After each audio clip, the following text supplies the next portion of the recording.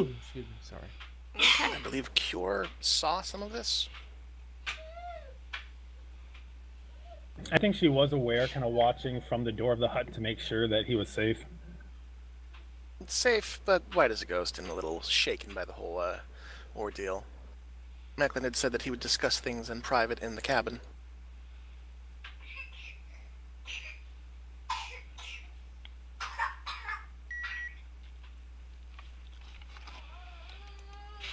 All right, and as you head back into the cabin, that's where we'll pick up. All right, so Macklin makes his way back to the cabin, following Cure, who had been poking her head out to watch. He's got his firewood and is making his way toward the fireplace to set it down and prepare for the evening. Oh yeah, Cure came out to help him with the firewood. Right. Help with the firewood, because he didn't much feel like carrying it at that point. Okay, one quick thing. I'll use my voice for this one thing. Before, as Macklin was leaving, Ice had sat down at the writing desk and started writing on parchment paper. And just as Cure and Macklin would be coming back in, he'd be finishing it up, rolling it, and then shortly after handing it to Cure, you'll have a message, Mish. All right. Cure is surprised and has to take a minute to set the firewood down before taking the letter. Also, is Macklin joining us alone, or is his ghost following him? Alone.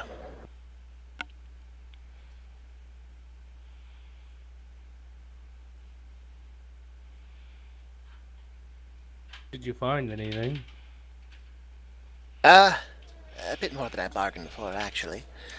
I suppose I should have all of your ears for this one.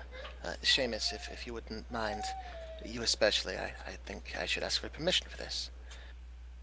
While searching the woods, I came across a person who I had believed to have passed years and years ago. A different life, you see. Never did find the body, and always wondered if perhaps it were true what we had assumed. Come to find that they found me here, and they're allied with the Taurian elves. She's requesting parlance, speak with us. Her on behest of the elves, and us on behest of, well, us. Seamus, if I could have your permission, can my sister come here to discuss matters? Your sister? That actually interrupts Cure as she looks up from her letter. Seamus Strange nods. sister. He seems a little distracted. You see him kind of plucking strings with his fingers.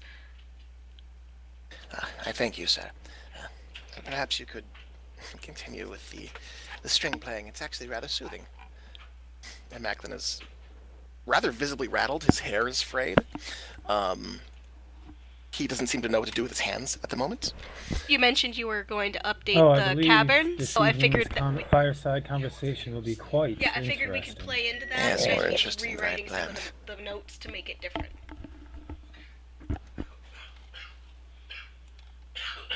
Do you trust her? Well, Cure, to be completely honest, I don't trust any Omera. But she dropped the name, so I don't know now. Is she who you believe her to be? He frowns and looks down a little bit. She knows things about me, and she knows things about the family. She appears to be as old as she should be. She was always a little older than me. She has the same attitude. She does not smell of the taint of undeath. I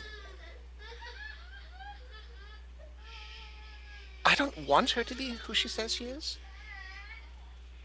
But I have no reason, no evidence to prove to the contrary.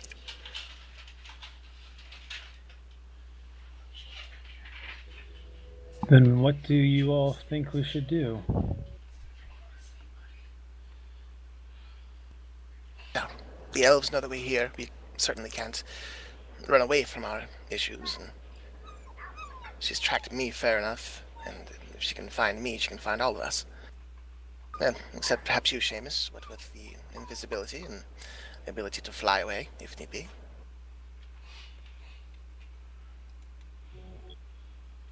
He nods, and looks a little distracted.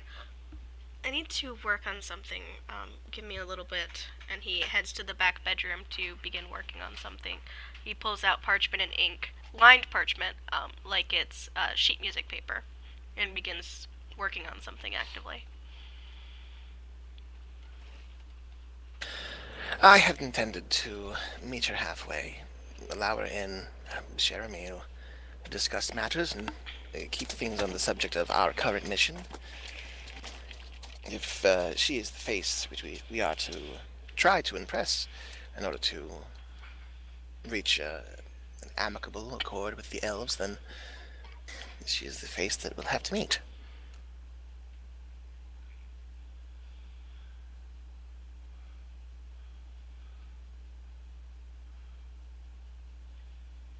Well, if what she says is true, then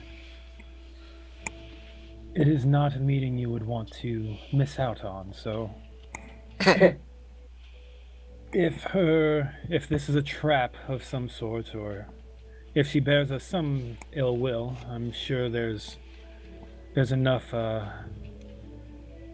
well, frankly, we could probably kill her before she could try anything, so there's that. Well, I mean, yes, I'm pretty sure we could take her. She's just one gnome. We're small.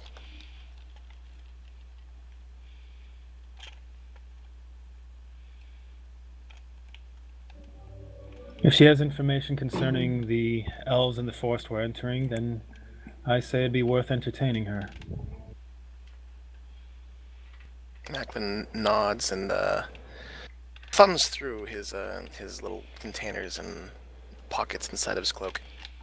That said, if we're meeting her, then we'll likely be meeting the elves shortly. We were to provide some kind of trade. I procured something from back in Whitestone that might tickle their fancy a bit. Have any of you considered what it is you might offer in exchange for these folk who do not deal in coin?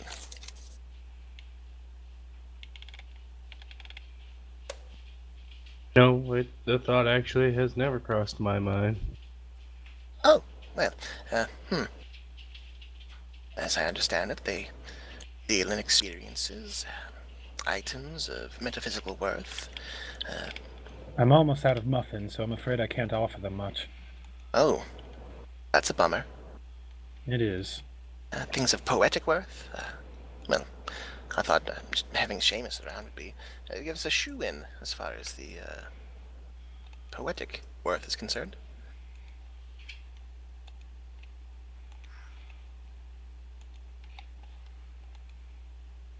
I have some manacles.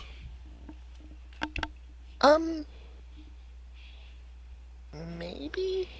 Kior heads over to one of the tables and sits down, placing the note on the table, and pulls out her satchel and begins rifling through it. Cure, Misha, I'm going to send you a note on Facebook of some extra things that you probably still have in your possession that you might not have noticed. After scouring 3 years worth of game.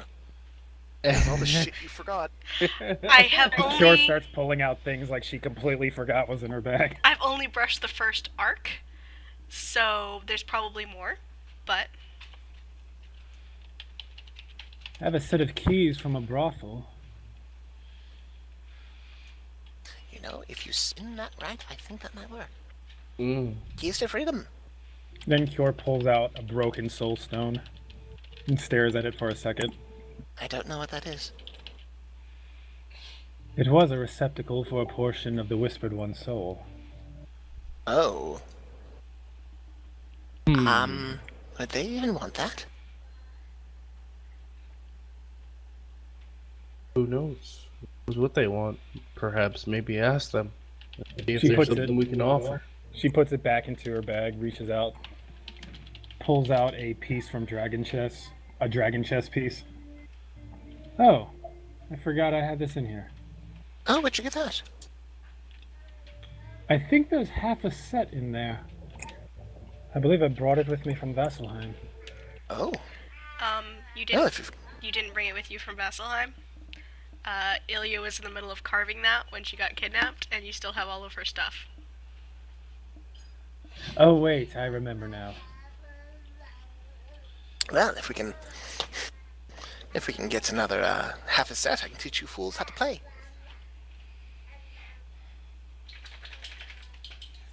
He winks. I would be happy to play you in a game of chess.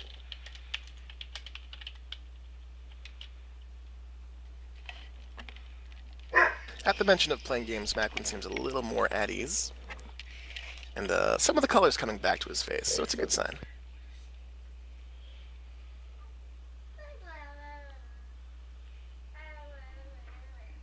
Be honest, though I ventured around places, I didn't collect much but the coin that was given to me. Ah, but you must have, I don't know, stories? Limericks you've picked up? Sea shanties? Well, I have stories. That'll do. Plenty of those. Though I don't know if they'd want to hear my stories. I suppose it's entirely dependent on the mood.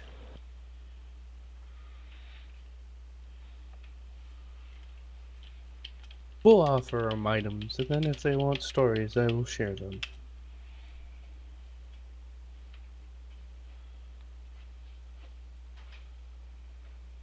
At this point, mid-conversation, Macklin starts putting together some items for a dinner type thing.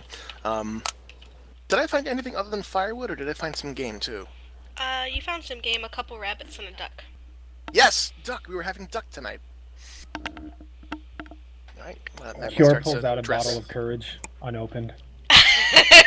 You do still have a bottle of courage. Huh. Well, I suppose I kept it spirits. this long, I might as well use it for celebration. And she puts it back in. Spirits might do the trick.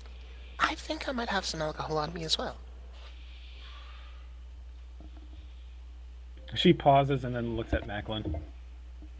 Is your sister waiting for you to come fetch her, or... No, she said she'd be here in an hour. Oh, I thought I'd tidy the place up and prepare a meal.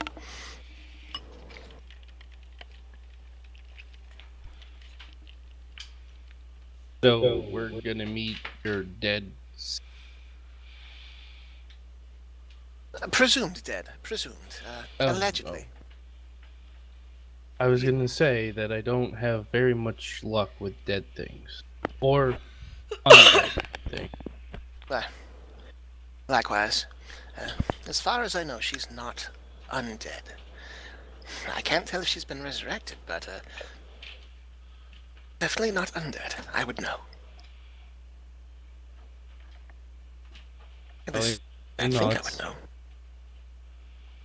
Valian, do you know of any magic that can be used to hide the mark of undeath on someone? To fake the true nature of the person?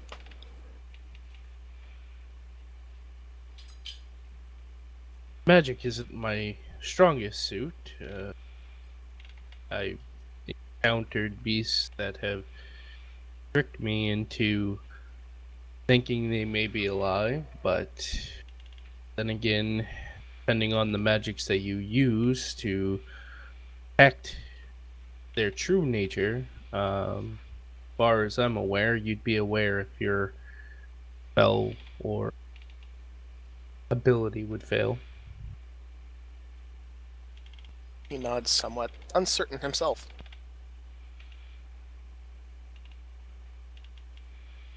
Cure has gone back to reading and is kind of zoned out of the conversation for the moment.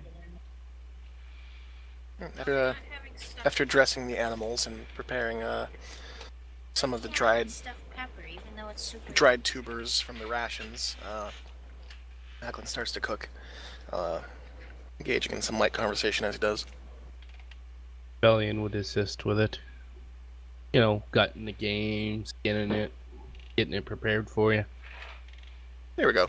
It always helps to have a spotter. Damn straight. And one that is fine with a dagger.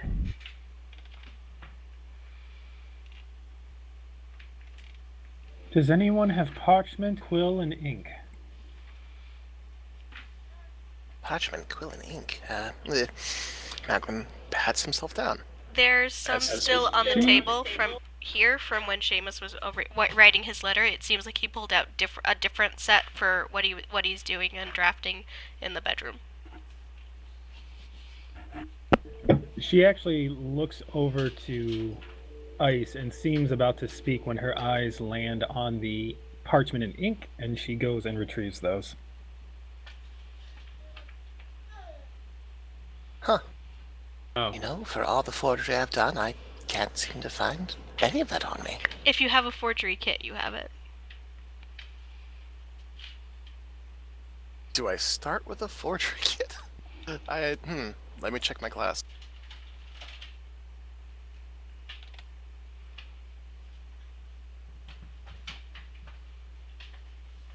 I'm proficient in one, but I don't start with one. Okay.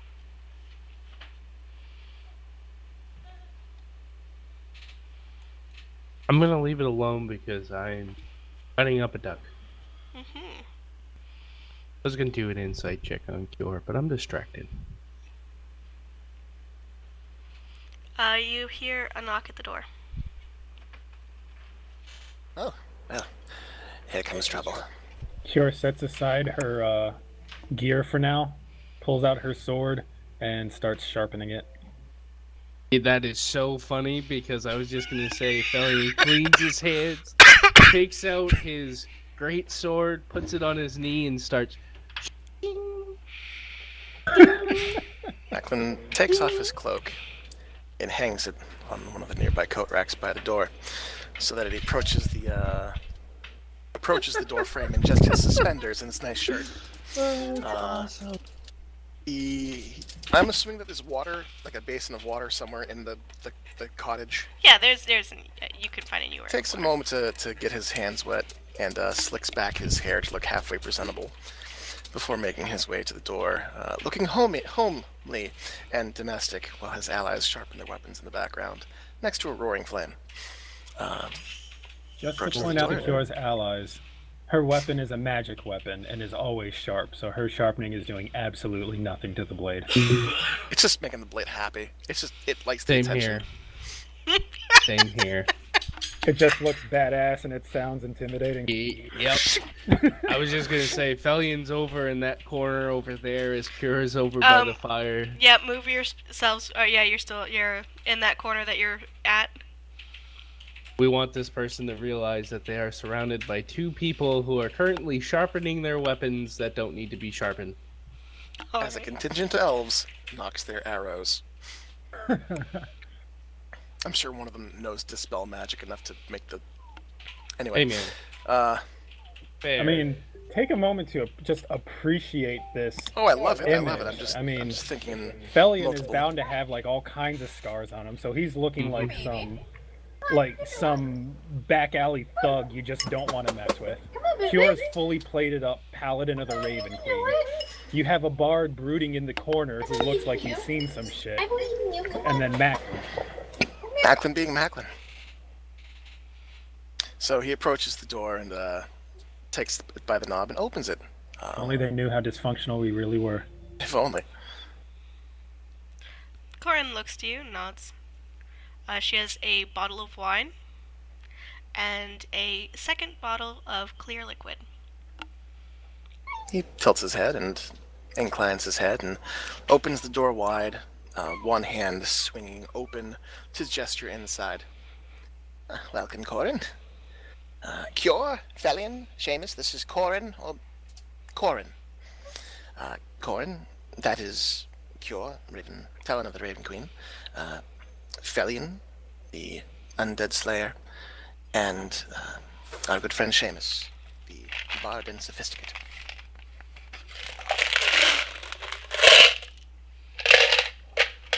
Okay.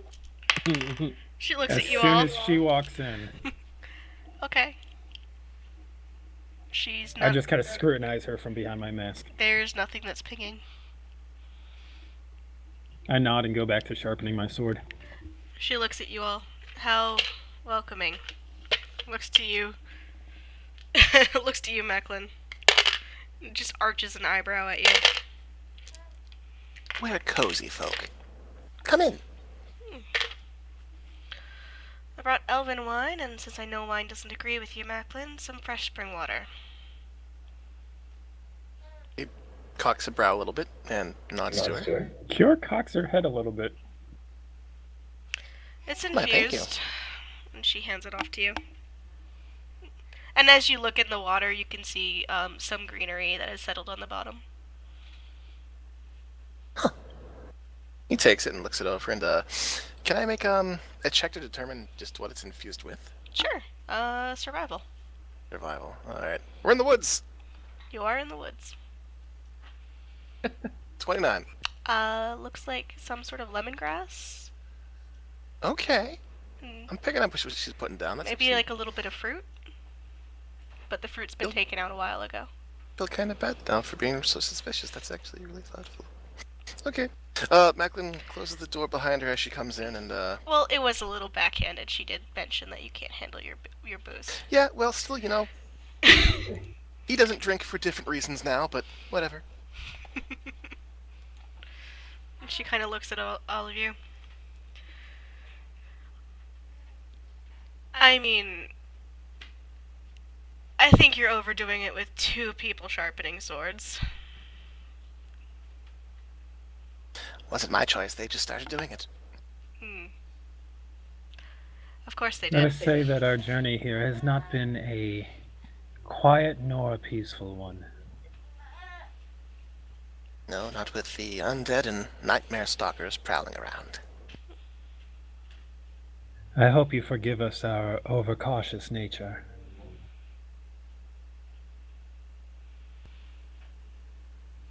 Macklin moves around Corin and makes his way back to the fireplace to finish preparations on a meal and starts to portion out pieces of meat and cooked vegetable and makes a couple plates for the table. Okay. Cure finishes her sharpening and resheaths her sword. I thought perhaps discussing matters over a meal might help clear the air a bit. Of course. I mean, this is basically just a trade agreement. Well, what better to grease the wheels of progress than a good meal? And some drinks. Of course. Do you have glasses here, or... He looks towards Seamus, not sure. Seamus, are there wine glasses in your... Okay, Seamus kind of gives a frustrated sound as he looks up from his sheet music, moves over to a cupboard and pulls out several very delicate wine glasses, puts them on the counter, on the table, and goes back to his work. Oh, thank you again. He waves to you. You know creative types, when they get in the zone. Yep. He's approaching a breakthrough, I'm sure of it. Corin kind of just waves it off. Bards. Bards will bard. Macklin sits himself down at the one of the tables and laces his fingertips, watching Corin intently, but not staring so much that he's looking like a creeper. Just, well, he'd seen a ghost, and now the ghost is in the living room, so it's a little peculiar. She sits down at the table and actually touches the table, and in the middle, a wooden vase kind of grows out from the wood of the table, and a few flowers fill it. Cure watches this suspiciously. Is that an Arcana check? Or Yeah, sure, you can roll an Arcana check or a Nature check. Whichever I'm you'd going like. with nature. This looks like druid shit. Black magic. 19? 19? Yeah, it's druid shit. Oh. Cure. No. It's magic. I don't It's understand magic. I see you've been very busy up here. I've learned a few things. I'll say. Once I earned their trust, they began to teach me some ways of the wood.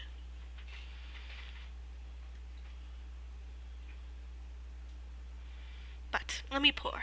And she kind of she opens up the bottles. He inclines his head and makes no effort to stop her.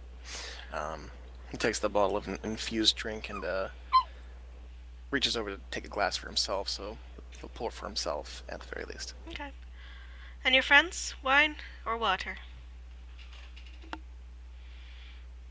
Thelian puts his sword, sheathes it, pulls out his water skin, starts drinking from it. Good.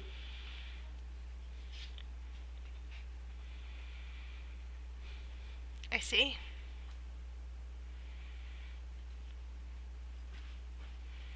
And for the Mistress of the Ravens, Queen?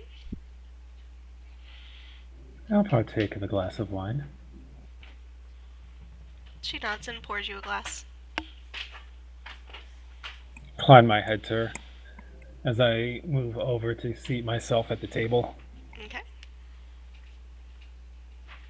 Give me just a moment here. I'm assuming that you all moved the table out at some point in your preparations to the middle of the room. Yeah, No problem. So I'm just one gonna of the things Thelian did. throw a table down. And then flip it over. Chest high walls, chest high walls. Actually, a table would be full cover for me.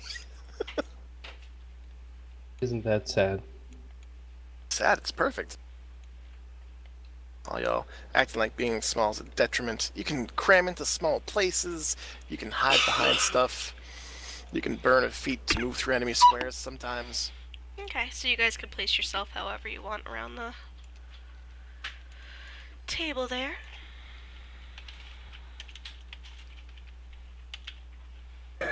Full cover. Full cover, none can see me. I hide good.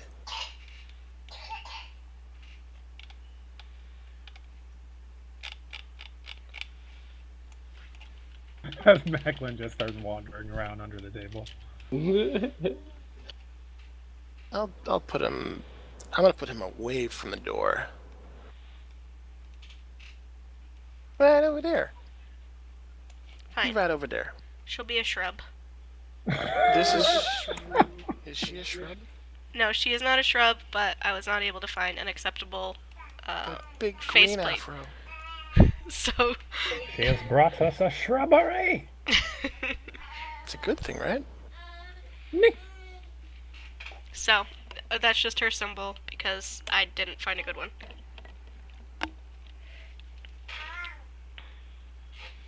I'm fine with that. Okay. Are you joining at the table or are you still sitting in the corner? Nope. I'm in the corner. You're in the Felian's corner. gonna Felian. Wonderful. Pardon Felian, he was raised by barbarians. No, We he all was thought not. Cure was the emo one. It's an angst off. I mean, Felian's probably grumpy. He hasn't slept well. Oh yeah, he's exhausted, isn't he? No, he's just very curious, and he's taking the closest to the wall and sitting in the corner, so all of his bases are covered. Mm-hmm. Just in case he has to dive through a window. No, in case he has to pull out his sword and start stabbing things. Well, it's a shrub. You It's don't no know coincidence her. that Cure And is last on the they opposite knew side what of the you room. just said, she was dead. He's seen things come back, man. She's a dead shrub. Okay. So she sits down and pours herself a glass of wine, toasts you both with it, and takes a sip first, knowing that you're very suspicious of her. Puts the glass down. Macklin toasts, clinks his glass, and slowly takes a little sip. Okay. Kior does wait for her to drink first before lifting her mask to take a sip. Okay. Cure. Roll me an intelligence check. Oh no. Yeah, you're poisoned. Brain poisoning? 17. Bad thing. So, as part of your courtship with Ilya, she did take you on several dates to very, very, very high-class places. Because that's what her name could get her, and she was a bit of a show-off. At times. Especially when she was courting. And this wine is on par with some of the better places that you've had. This was also during the Slayer's take, and Kior probably got them kicked out of half of those places. Yeah, well, I mean, and Ilya got you kicked out of the other half, but it's like when That's just the way they roll. it's it's like when you're in that weird spot in your 20s where you have too much disposable income.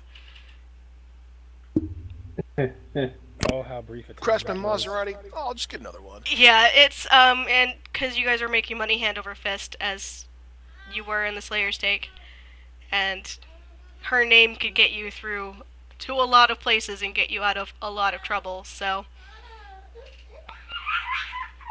Kior does kind of like pause after that sip and then lift up the glass, kind of surprised and intrigued. She never well, I think Ilya would probably be the only one who knows this, but she got kind of spoiled on that wine that they had at those places and tended to avoid drinking other kinds of wine ever since. And stuck mostly to ales and stuff like that. So she's actually kind of impressed to taste something that's actually good.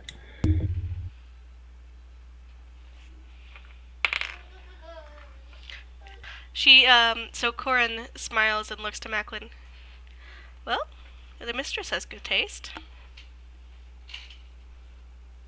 Impeccable. It's nice to be appreciated. And the infusion is rather finely done as well. She nods to you. Well. And you can see her about to say something, and she draws it back. Okay. I note that as a player. Macklin places his drink down, laces his fingers, and he hasn't eaten any of his food yet. The duck or the rabbit. He leans in a little bit and cuts to the chase. So, on the matter of trade agreements, if I were to guess, we've created quite a kerfuffle among you and yours. There has been a lot of debate about how we should handle you, if you excuse the phrase. And she actually cuts off a small piece of the duck breast and takes a small dainty bite. She hasn't forgotten her manners, even if she is living out in the woods.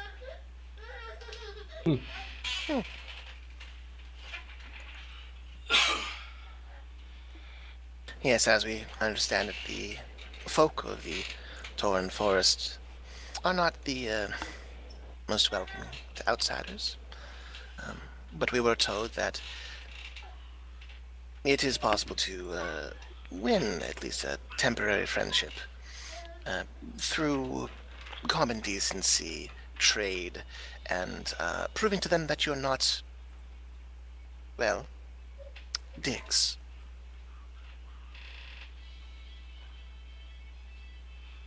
And she nods. That's about the right of it.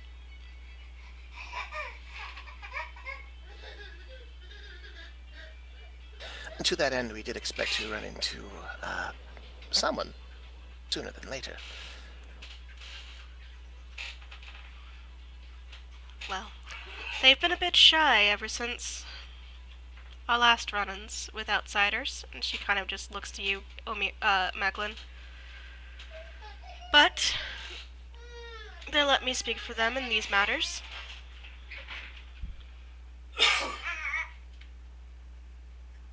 Well, outsider to outsider. I think that's probably for the best.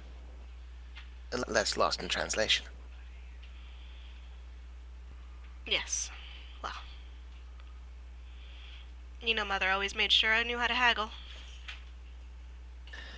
And she did. She made sure of a lot of things.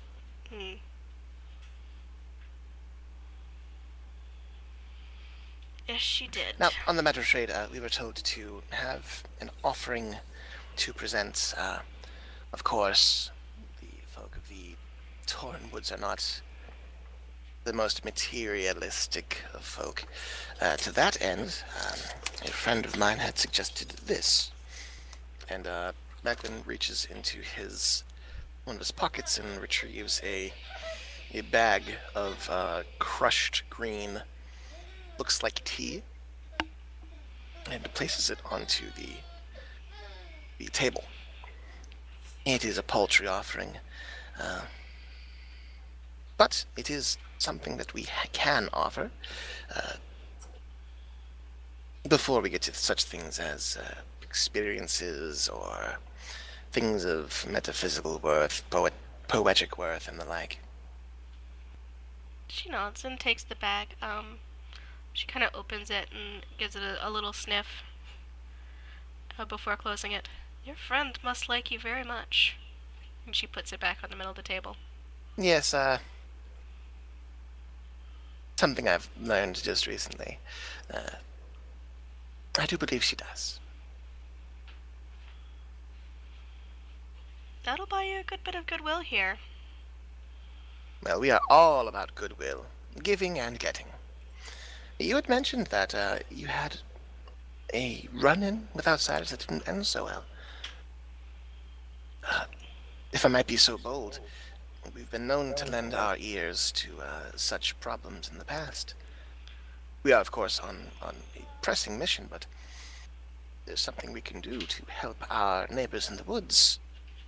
Something that could help us move through the woods uninhibited.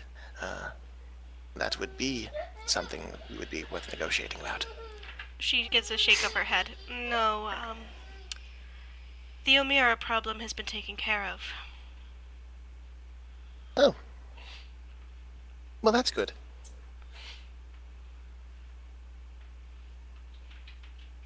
What kind of problem was that? Kyora's still on that first glass of wine, nursing it very slowly. She kind of cuts her eyes to Macklin.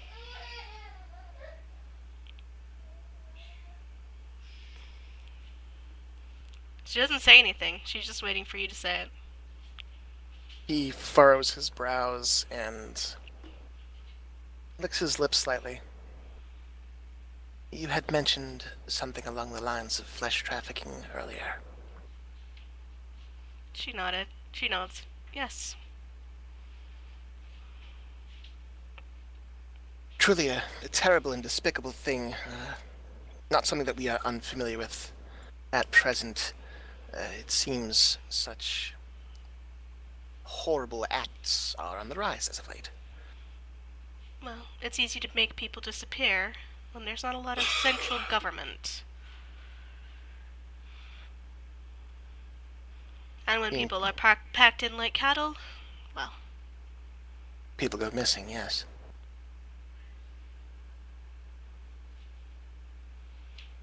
But our people have been taken care of, and there are precautions now.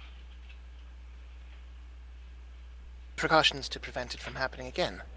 Did you cut off the snake by the head, or is this still a problem at large? What, Sam? Let's just say it's a multi-pronged answer. Fair enough. Fair enough.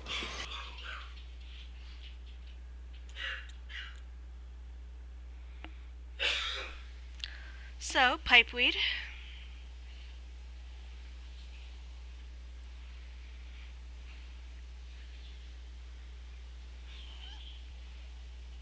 Was there anything Well- else, or? Well, I presume the pipeweed was, for means to, facilitate the use of a peace pipe, as it were. Pass along tales and, stories and the like. As I check my inventory, trying to see if I forgot something.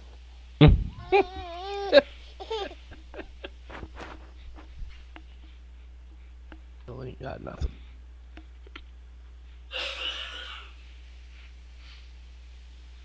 Well, I'm sure Fillion has something to offer. I mean, he goes in, he's like, I have Teeth of a Vampire, if that's something they're intrigued in. I got, pulls out a stake.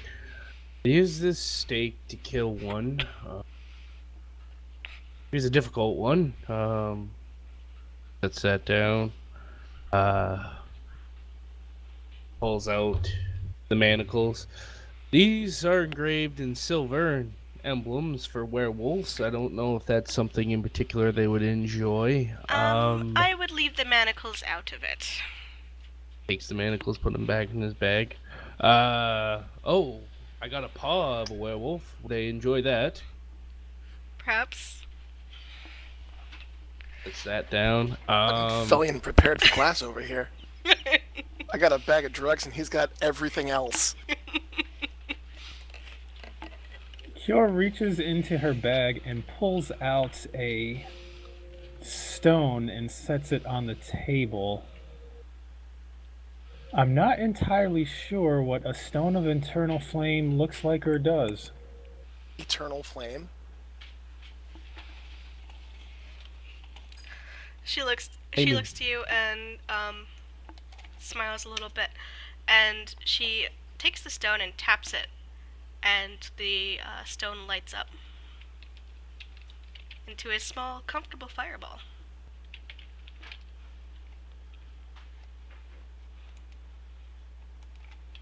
So it's like a little portable campfire thing. I mean, it's basically a lighter. Oh. Rebellion's still back there rummaging through. Oh, So they've got geez. the drugs, the bootlegs, and now a lighter to set it all on fire. The claw of a griffin? Would they like the claw of a griffin, you think? Yeah? Oh, that might actually go over well. That down. So we got a paw of a werewolf, we have teeth of a vampire, and we have the claw of a griffin. Anything else? Macklin fishes through his pocket and retrieves a slightly scuffed up looking copper coin. It's pressed with a symbol that's not of this continent. It's actually it's marked with one of the denominations from Encarel. He places that on the table and pushes it slowly toward Corin. A lucky coin. Not worth much. Unless you want to shake off some terrible ailment that's hurting you. And she takes the coin and spins it in her fingers, over her fingers in a very dexterous way. And before pulling it up and examining it. Now this will I get you believe it lots of contains places. the spell of lesser restoration. This will get you lots of places. She puts it down. She pulls the vampire teeth, the griffin's claw, the pipeweed,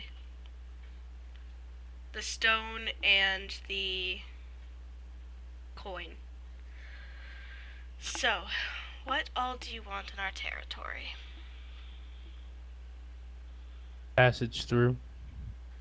2? Now, depending on how much that buys us, we want passage through to Craighammer. However, as I understand it, the folk of the woods do not much care for the doors up north. I was hoping, perchance, they may know a way into the city that the dwarves may not necessarily want them to know about. A back door, secret tunnel, She nods a little bit. contingency plan. Such a thing could be found. Craghammer sealed itself up at the beginning of fall. They And we need to crack it. ignored several trade agreements that they made and refused all contact.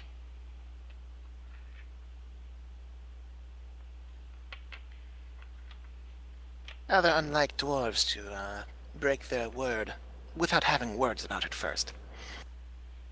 Indeed. Loud words. We've been giving Craghammer and its various ins and outs a lot of space. But we'd probably arrange a guide. A guide or a direction, either or. We don't mean to impose or endanger any of the folk living here. Any news regarding the city would be greatly appreciated as well. That too. No news regarding the city. Like I said, they closed themselves off and have not communicated with anyone. But That's the concern. you will get a guide or nothing, because unfortunately you will also need a babysitter. We also need a what? Babysitter. Babysitter. Having a little bit of cutoff. Oh, sorry.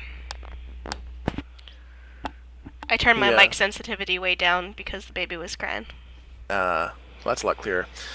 Hearing babysitter, Macklin kind of looks up, crosses his eyes, and looks away. Not quite an eye roll, but... oh boy. Of course, of course. We will do what the people ask us to do. If they're willing to offer their services, we will take it. Generously and with a smile. Okay. With that, Seamus kind of comes out and puts down a sheaf of papers and hands it over. I wrote you a song. It's a pretty good one. He slides it over and then goes back to work. Macklin arches his brows, looking at Seamus. In the span of 15 minutes, he wrote a fucking ballad. Bard's gonna bard. Bard's gonna Stars and bard. Stones, he is good. And she looks it over. Huh. Now this will win some hearts. Someone rolled a natural 20 to write music.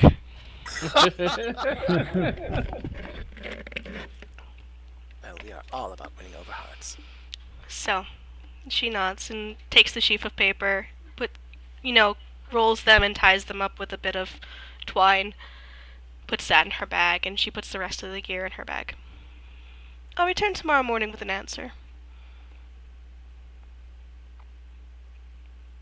If that is acceptable. Macklin inclines his head. We had intended not to move from this spot until then. Wise. I would recommend staying inside, or close at least. I glance at Cure and back to Felly, engaging their reactions to that.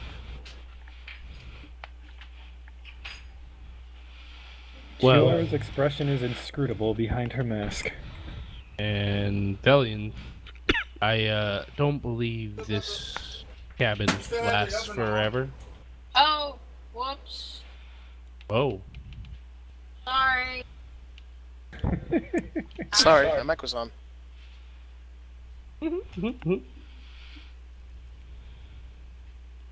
Anyways, that's what he says. It doesn't last forever, so... She nods. Just don't leave the clearing. that we can manage. I'm sure someone would be by before dawn. He nods and goes to stand. Had she finished her meal, or? Yeah, she ate it. She ate quickly, but not rudely. And she did finish it. She wasn't. Yeah, just seeing if leaving her to the door would be rude. Mhm. Just shooing her out with a mouthful of food. Is she leaving the wine? She is leaving the wine. That is a Okay. hostess gift. But she's not the host. Okay. No, you bring a gift for the host. Oh, see, I thought she was making a power move. No.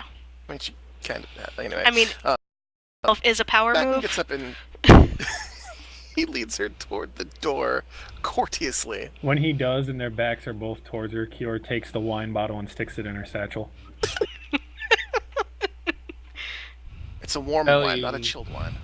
Make a sleight of hand check. She's not trying to hide it from Thelian, just you know. Okay. Lillian catches that. Looks at you with a big. Kiora shrugs at him. Valiant does an arm shrug. Corin kind of lets you lead her to the door, and just outside of it, closes the door behind you. Yeah, he's gonna follow her out and close the door. Standing his back to the door, Hmm. arms folded. Kiora then gets up and walks over to the door and leans against the wall next to it. Of course. Make a stealth check.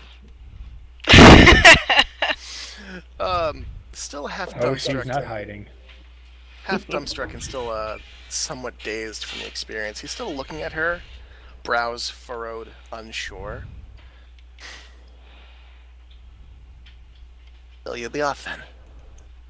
For a little bit. I have to go make your case to the elders. I appreciate you not shooting us on sight. Well. You were always one of the better ones. At least one of the more amusing ones. I try. When this is over, I'd like to talk. Under better circumstances. If Sure. that's okay with you. I'm sure we can arrange something. He nods and You have nieces and nephews, by the way. oh, Two, I'd like to two of I'd like each, to so... two of each. Oh, well. That's, I'd like to say that's a first, but I'll talk to you about that later. Corin, did anyone else make it out of Iman that I should know about? None with me, but... Be careful. And be careful with how your friends use your name. I hope I didn't give too much away for them. I don't know how much you've told them. No,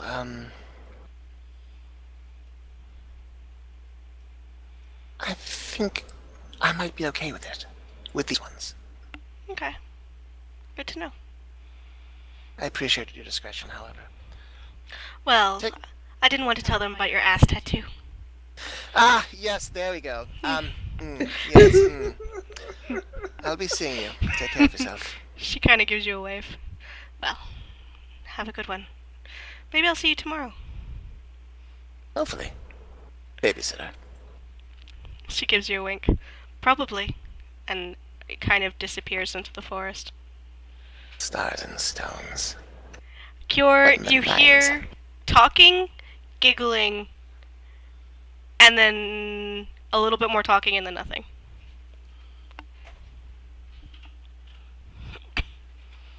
What in the nine hells have I gotten myself into? he turns, opens the door, and finds Cure. Oh, what the hell? Are you listening? She's not leaning on the door. She's just like next to it with her back to the wall. Oh, I thought she had like her ear to the door. You walk So in I and was Cure expecting, is like, mask. yeah, Cure is immediately to your right. Oh, jeez, you're like a shadow in the night. The bad Thank you. kind. Well, I wanted to be sure I was within scream's distance should things go awry. I don't scream, Cure. Except when you startle me. Which isn't very often. You wear plate mail. And you I have a am funny the stealthiest paladin you will ever encounter. And she heads back to the table. Macklin makes his way back to the table, sitting on the side closer to the fireplace. Actually, no. He's gonna face the fireplace so we can watch it. Sits down, unbuckles his left suspender with a sigh, muscles up his hair intentionally, and just decompresses there, one arm slumped over the chair. How much of that elven wine is left? How much do you plan to drink? 85 pounds divided by 3, carry the 1. I don't have a container. Just give me a little bit in a wine glass, please. Cure reaches into the satchel and pulls out the bottle, pours him a wine glass, and pushes the glass over. Shotguns it. It's not a full glass, is it? Yes. Yeah. Oh, shit. Half glass. He shotguns it. You don't simply fill a wine glass. Not with this stuff you don't, and Cure would know better. Cure is being very protective of this elven wine. Of course.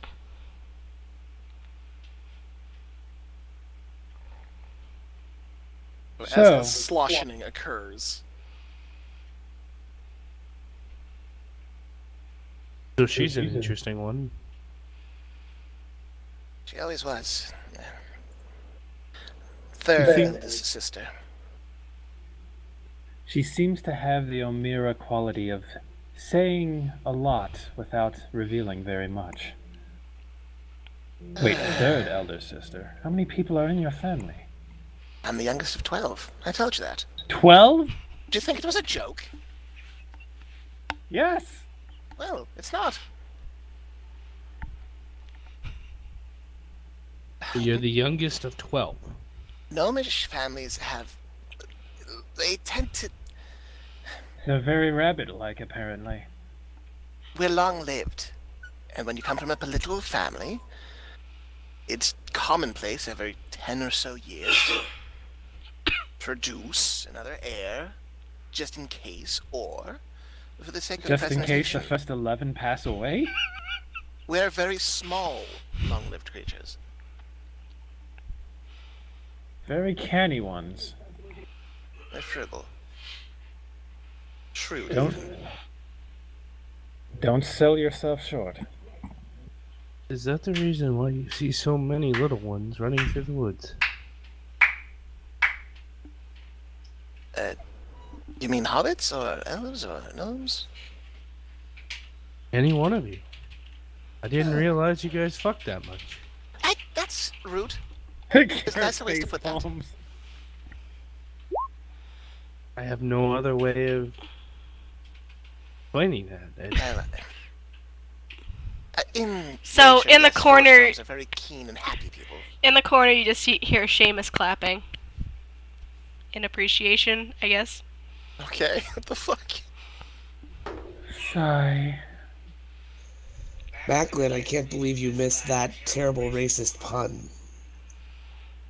You know, he's drunk. He's already there. I glance over to Seamus, and I flag him over to come sit at the table. Why don't you come join us? You're being icier than usual, Eyes. Shut my lord! Do not start, small one. It's not small. He tries to mock Felian and can't form words, right? After a moment, Cure pulls the bottle of elven wine out and puts it back down on the table and sets a glass at one of the available spots.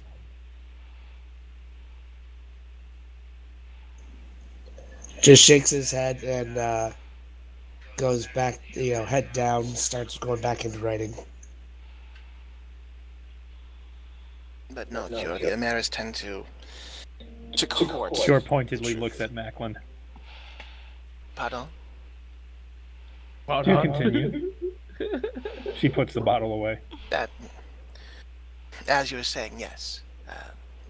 It's, we're not all gifted with talented tongues, but manipulation, discourse is something that's taught at an early age. The Amara family is, we're guarded. Were guarded. When you're born into what is essentially a crime family, a noble house on the front, you're taught to speak a certain way, act a certain way.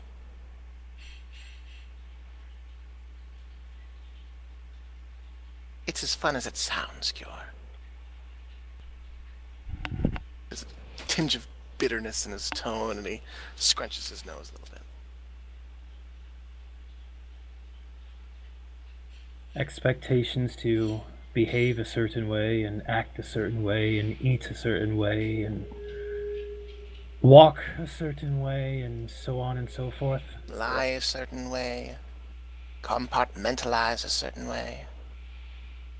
No, it's fine. There's a just certain commoners. degree They within don't which matter. all nobles are similar. Yes, well.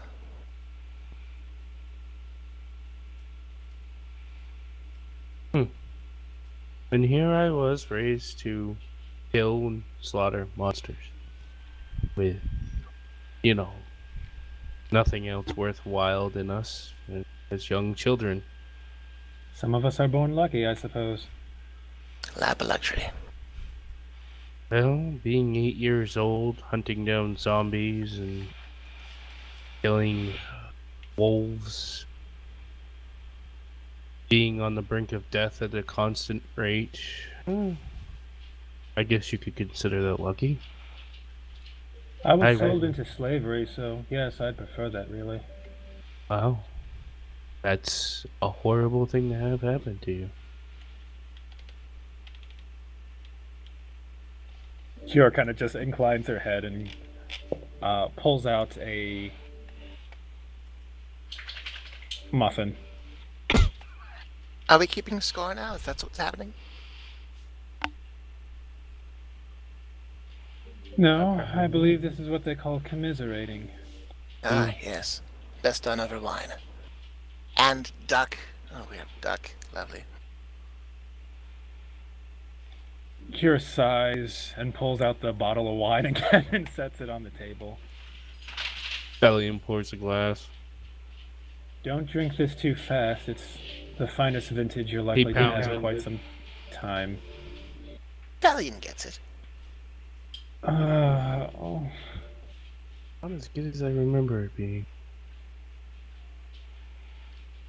Of course, Well, I now was you're never just doing really that a on wonder. purpose. Dwarven wine is never quite as good as the first time you tried. Same can be said for Dwarven whiskey. Halfling Harefoot. I used to know kings that drank this stuff. They loved it, right? Yes. And Literally half-orc, to their death. Cure side eyes, Felian.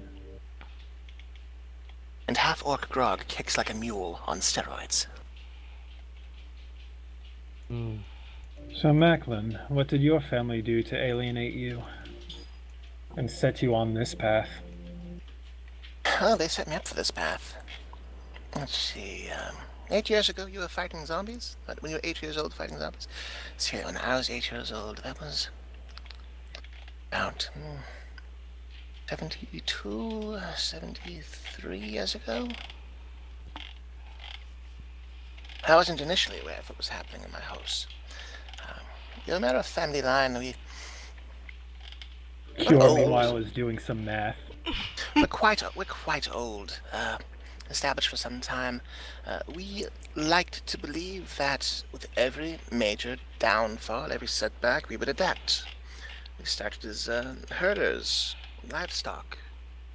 From then, moved into textiles during one of several human industrial revolutions. They happen about every week, seems. dyes and inks after that shoe cobbling for a good 15 years. We were quite good at it. And when things started to go to hell, right before the Chroma Conclave, my generation, we had essentially fallen from grace entirely, unable to keep up with the Joneses, as it were. We turned to shipping and production. Which is a front, of course. We had our hands in the buckets of politicians, kings, clergymen, people who didn't want things to be known about them, people who needed things, moon sugar, skooma, drugs of all varieties, you see. Found out when I was about 30. Father started treating me seriously after our oldest died. Probably saw that eventually, if things kept on the way they were, he'd need to have someone who could enforce, and enforce I did. I was taught in the ways of the blade, stealth, moving, intimidation, extortion. I was often seen as the, not so much the enforcer of the O'Mara business, but the overseer of thuggery in general. I made quite a few friends as thugs. Half-orcs are actually rather good people when you get to know them. For a few good years, I ran with various folks, ensuring that those who owed us money paid money, and ensuring those who refused were properly dealt with. And then the Chroma Conclave happened. And there were less businesses to pay us, less people to hush up. Whereas most other noble houses had fallen, we were put on an even keel. And, of course, Father decided it was best to rebuild. Of course, always rebuild, adapt, grow, change. That's the O'Mara way.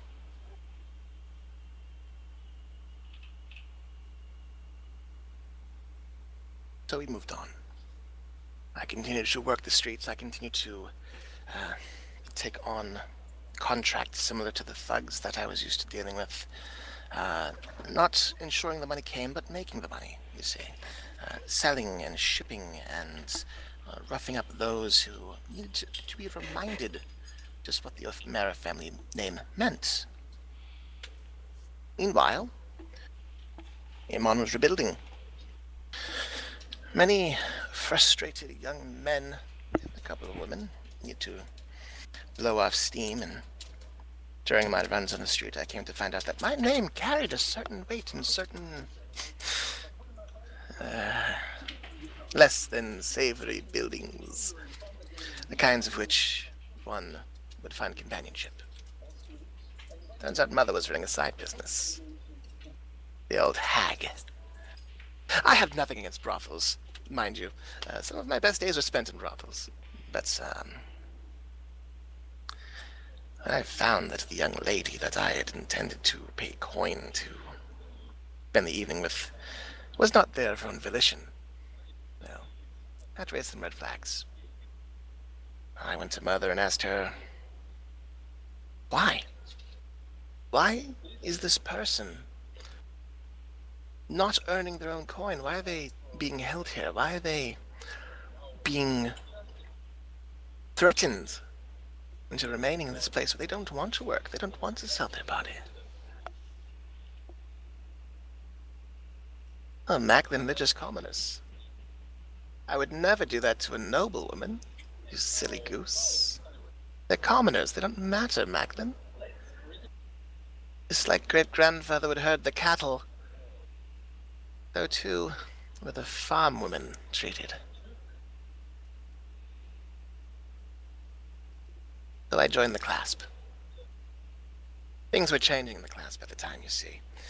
The head of operation, the men who signed off, deciding that it was okay to buy a person, to ship a person, to create mistakes. that man had been deposed. A man named Jacob had taken up the mantle, as it were, revising the books, revising the rules, revising the code of conduct. I thought that, well, it beats the myriad. Those fucks. So I joined the clasp. How much wine did I drink? No. Half a glass. That sounds about right.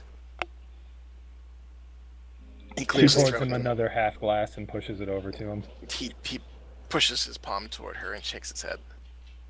Oh, I think that's enough for one night. Stallion grabs the glass. Grabs the glass or the bottle? The glass, not the bottle. Cure side-eyes him and pours another glass, holding this in front of her for the moment. We are going to bed after this. I should hope so.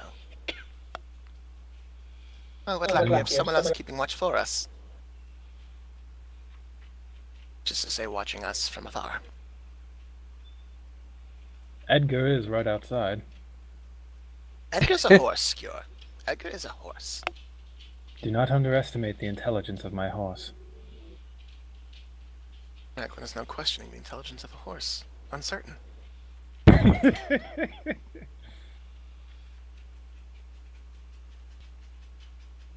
What I mean to say is, it sounds as though you have some demons in your past, and this is very good wine. We've already gone through half of it. We might as well finish it off. He flips he takes the glass and is like... Macklin takes the glass of half wine and brings it back to him, but he nurses on it instead. Fine. Cure pours a glass for herself as well.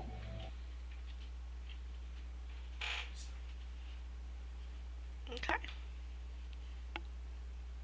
She also removes her mask so she can drink comfortably. She gets too drunk, brings the glass to the mask, just spills it all over. Oh god, I can talk, but my lips aren't moving! Macklin leans back on his chair slightly and glances back into the room with Ice. Ice, are you sure you don't want any of this? It's actually quite good.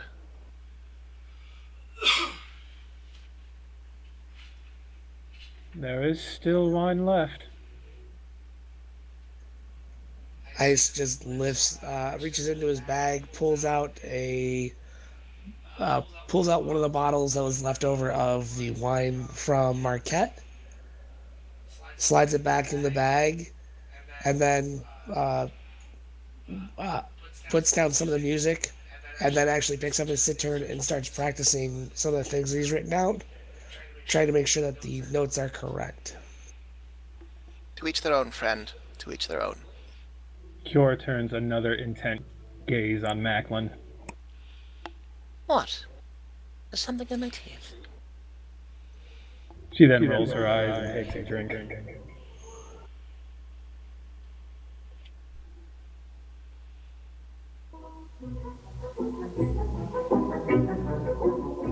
Oh dear. What the hell? Seamus, what are you doing? What's Is that what you're playing? That's a section that he was playing, and then he stops, and he's like, nope. That sounds decidedly fake. And he decides that something sounded wrong, so he stops, scratches out a bunch of the stuff that's on the page, and then pulls up a new page, and starts again.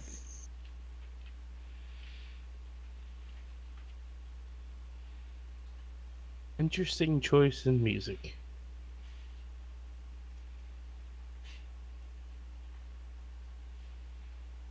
Macklin swirls his drink after a long pause, having Cure scrutinize him without words. And after taking another small sip. You're wondering why I'm here, specifically. You. Me? No. No, the group. Don't wonder why you're here. You're here because, well, the right thing to do, right? I'm just feeling a little bit of a nod. Yours here Ignore because Cure, ignore that, please. ignore that, Cure. Ignore that? I have no idea what See it. anyone is talking about. Anyways, he looks over at Cure. She's here because her matron wants her on this path, and of course, the right thing to do. I'm here because the right thing to do. I didn't have to come. Nobody wonders why you're here. You're here because you're a good person.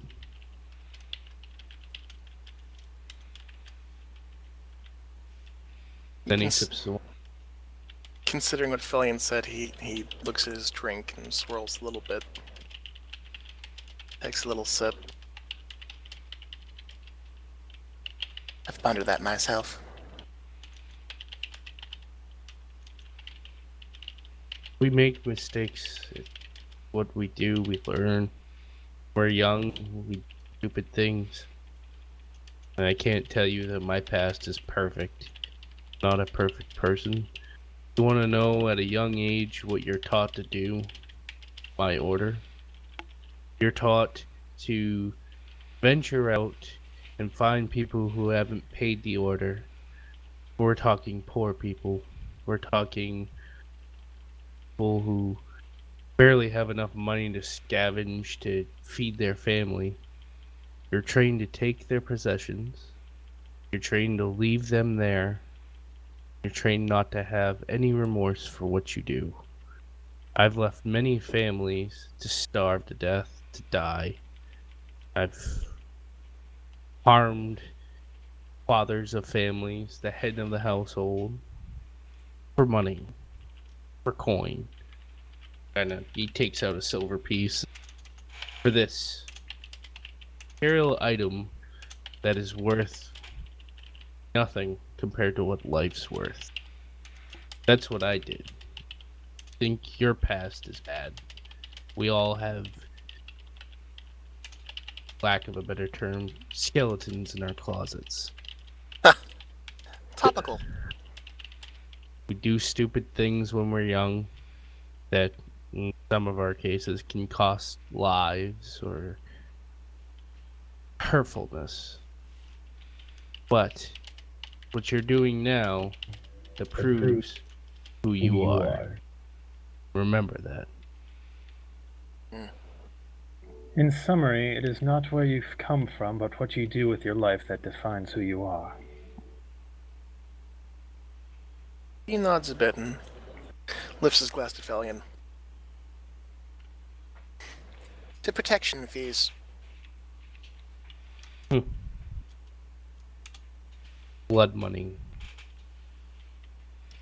To surrounding oneself with criminals and mercenaries. In the name of the greater good. In the name of the greater good. What is best for everyone. Yes, here. For the greater good. For penance. For revenge. Whatever gets the job done. And he lifts his glass and takes a big sip. For ensuring there is something to go home to.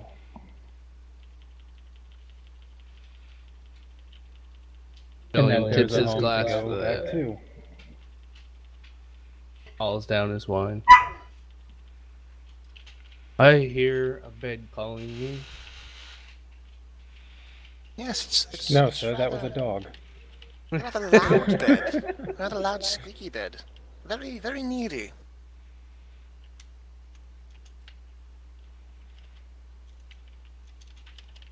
You go on and get some rest, and I'll finish my plate and do the same, I think. I'll take first watch with Edgar. Alright, I need everyone to roll me a d20. Roll a d20. That's a 16. Okay.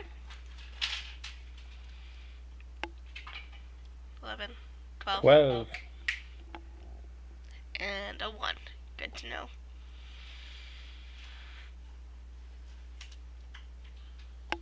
For the greater good. The greater good. What? How can this be for the greater good? The greater good.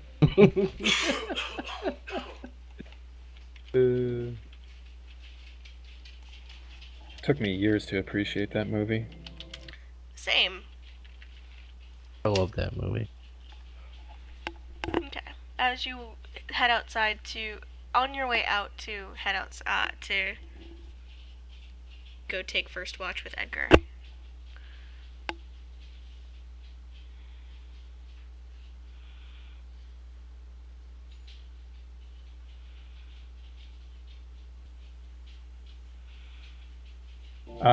When she gets outside, Kior stumbles and looks around, reaching for her sword, and pauses.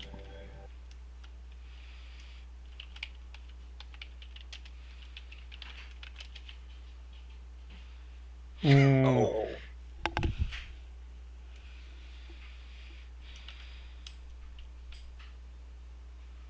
Okay. If someone is trying to play a trick on me,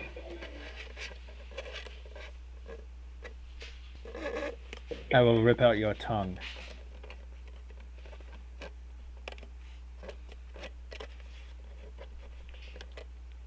And she waits for a response.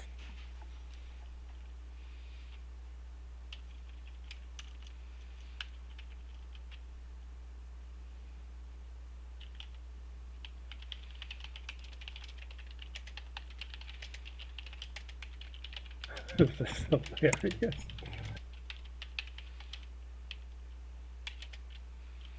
I imagine Edgar is like just staring at her. Hopefully there are things happening in IMs or behind the scenes. Yeah. Jorah's taken another step down the crazy path.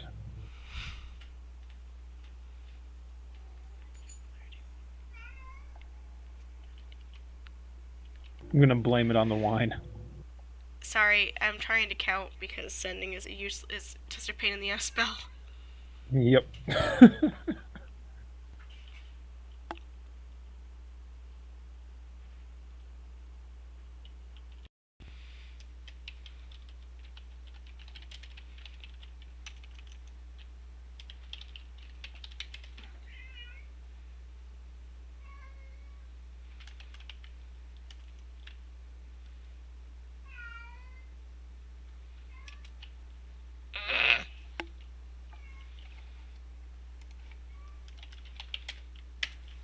There you go.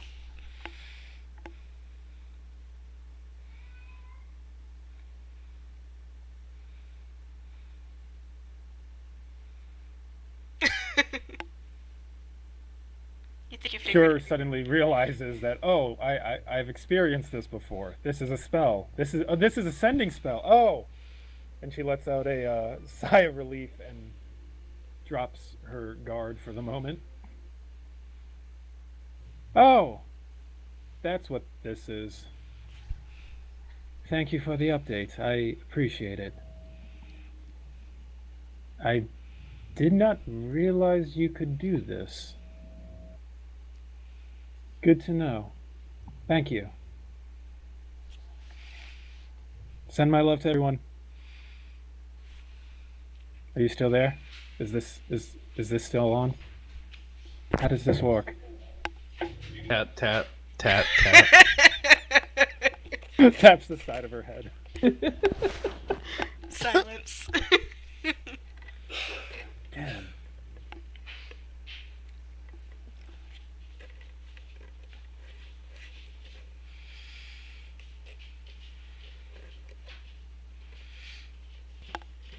Okay, as everyone settles into bed. Fellion, meet me in Whispers, please. Oh, God. People! alright. Who's taking User second left watch? your channel. Channel switched. I didn't do it. So you're laying down your bedroll? Yep. stretching out, Mm-hmm. closing your eyes. Wonderful. Comfortable. You've had a good amount of wine. As you kind of feel the world start to just spin a little bit around the edges. You feel someone shaking you. Velian, get up, we need to move. I don't even know why you're here, but we need to get going. Okay. And that's Cassie talking to you. Trying to sit up, do the eye pinch. What? We're doing here? You are no longer in the cabin. You are on a dusty, barren landscape, and there's a mountain in the distance. And Cassandra, looking maybe a year or two older than when you had to say goodbye to her when Percy sent you away, is looking at you with just wide eyes. Where are we? Where are we? What's going on? We're on the Shadowfell, you idiot. Come on, we need to go. Like, get here. I was just in a cabin. What are you talking about? We need to go. He's coming. We need to go. You need to get up. I'll stand up. As you stand up, your vision goes black. And you open your eyes and you're back in the cabin. I hate this. Yeah. What? I said I hate this damn shit. Channel switched. User joined your channel. People! Welcome back. Uh-oh.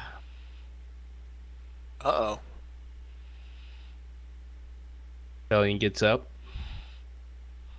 Goes out to Cure. Do we have any more of the wine left? Cure pauses and really considers just saying no, but she sighs and pulls out the bottle and holds it out to him. Velian grabs it, pops the cork, and just chugs the living shit out of it. No. You know, I have moonshine. I could have given you the moonshine. Puts it back, puts the cork in, hands it to Cure, goes back in, goes to sleep. She lifts the bottle and stares at it and... Well, I did have a gift for you.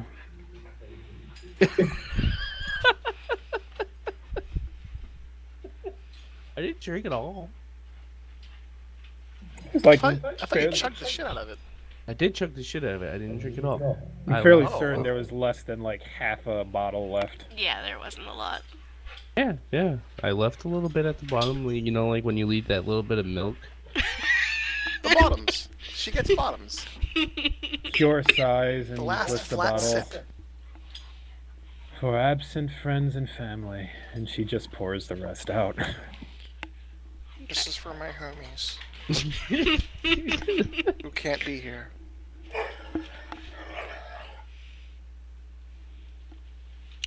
Alright. Continues with her watch. Velian, you go back to sleep. And you sleep.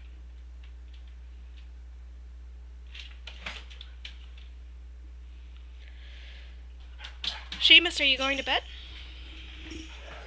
Meet me in Whispers, please.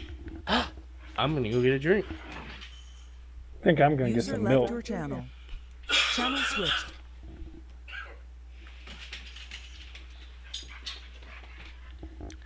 Okay, so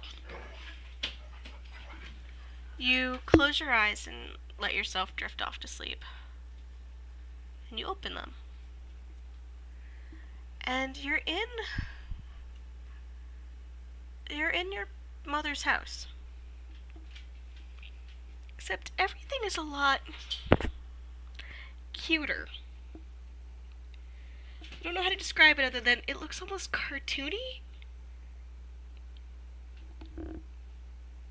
Everything's a little oversized. Everything's a little bit more comfortable than it actually is. No, not a lot of sharp corners.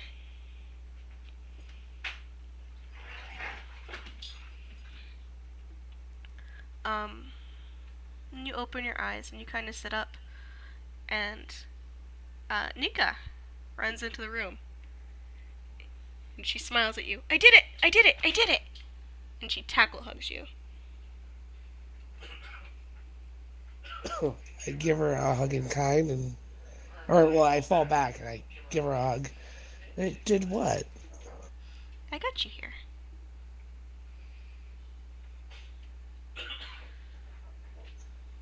I blink several times, confused. What? I've been learning spells. Like you. This one doesn't last very long, though.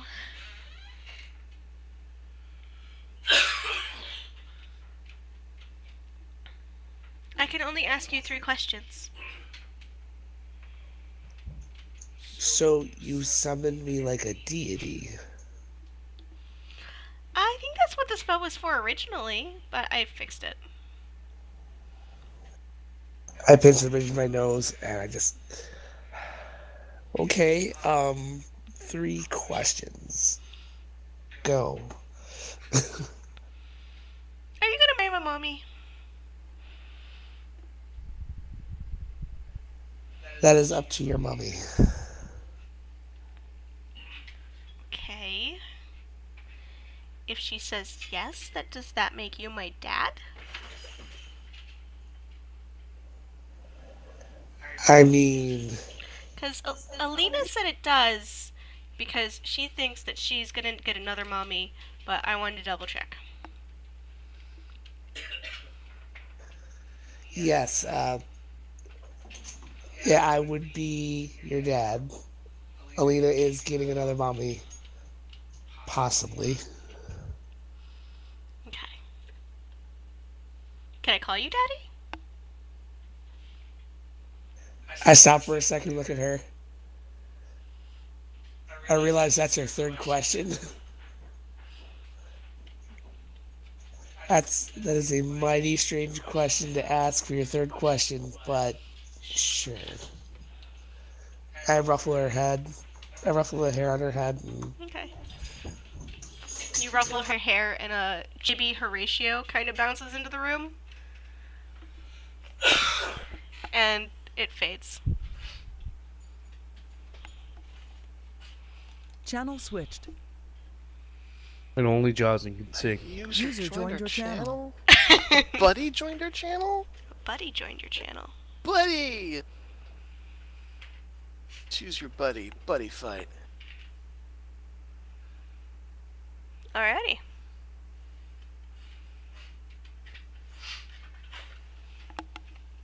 So, what's happening? Has anyone actually volunteered to take the second watch? Nope.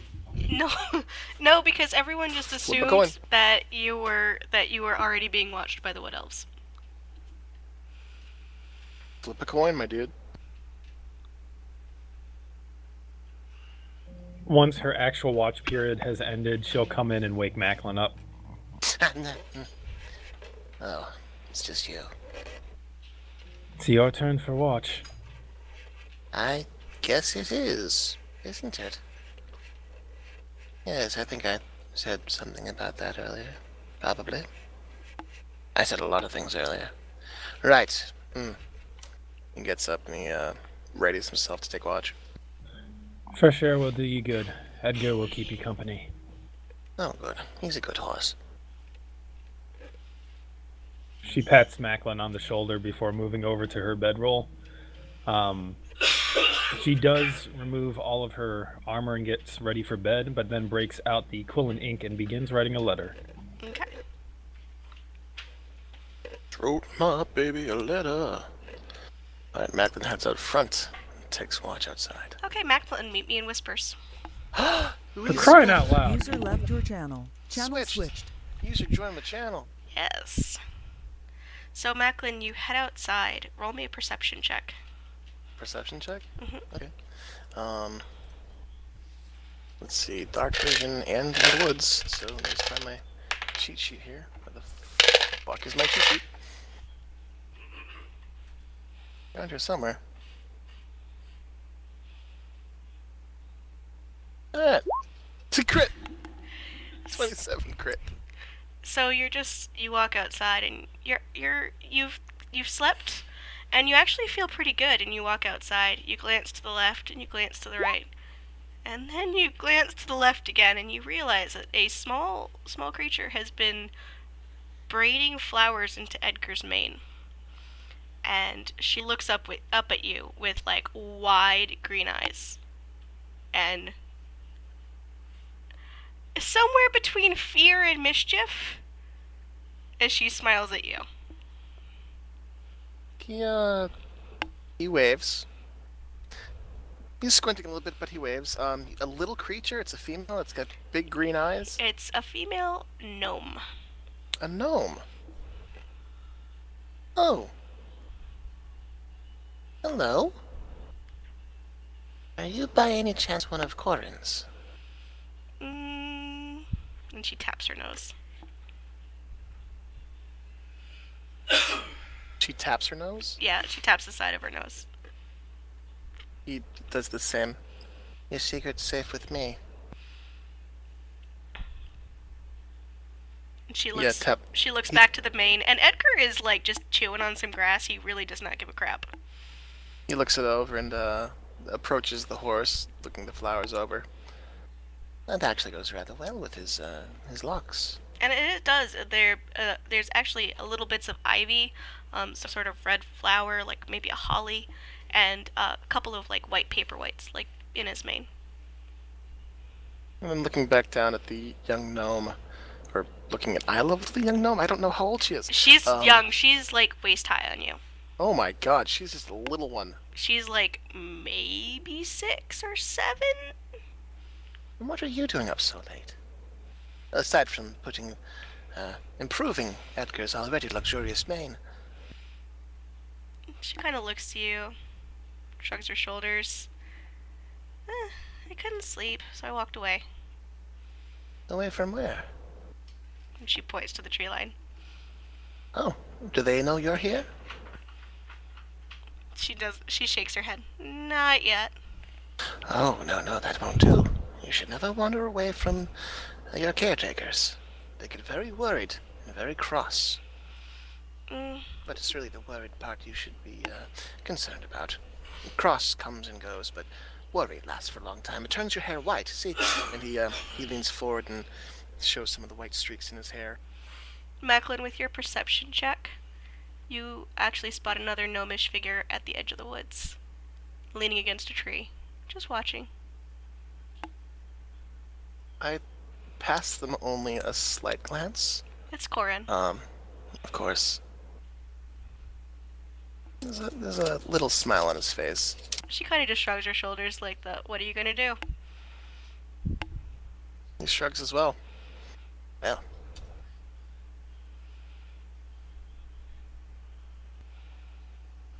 Do you have any more flowers? Whole basket full. And she hands you a basket. Like, she has like a pretty decent sized basket that's full of like wildflowers. And he just starts grinning. Can I help? Yeah. Excellent. And yeah, can I use my disguise kit expertise to do Yes, you can. Yes. I'm gonna roll this so these guys wonder what the fuck's going on. Yep. Here we go. That's a 29. This, like the horses that are all done up for like really big parades? Oh yeah. Edgar looks better than that. He's got his hair curled. He's got like with both cuffs. of your like just dexterous tiny little fingers. He's got like ribbons of beautiful like flows of beautiful flowers braided into his hair, and he's totally chill with this. Edgar is a chill horse. All right. While we're going through, I'm gonna use my speak with beasts feature to gesticulate and comment to Edgar and ask, well, what do you think about this? Does this look good? I think this would look good. What do you think? He occasionally snorts, and when he looks a little antsy, the little girl pulls out, like, usually like a carrot from her side pocket and hands it to him. Oh, that's a lot easier than just trying to talk him out of it. She Good looks on to you. you and nods. Yeah. Horses are easy to bribe.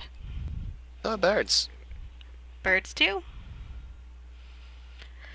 Well, I'm tired. I'm gonna go to bed.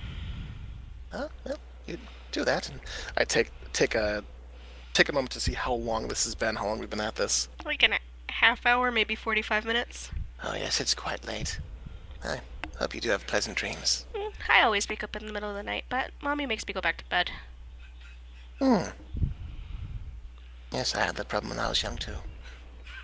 And she just... It doesn't go away. Learn to enjoy it. She nods. I do. That's when I do my best. Work. Huh. And she Oh. motions to the horse, and then skips off. She leaves the basket, though. I'll take the basket, and I won't call her back to learn her name. I'll just let her go. And with that perception check, you notice where once was an empty bottle sitting next to the side of the door, it's a full one. All right. He gives the bottle a little swirl before placing it down next to the door again. Sure to bring it in once his watch is over. Okay. He'll make a quick glance to see if Corin is still watching or if she's gone her separate way. Okay. Roll me another perception check, just for shits and Sure. giggles. Shits and giggles. It's another crit! You happen to look up as Corin kind of swoops up this little girl and kind of balances her on her shoulders. She looks to you, kind of gives you a little two-fingered salute. Sorry. She gives you a little two-fingered salute, and then heads back into the woods.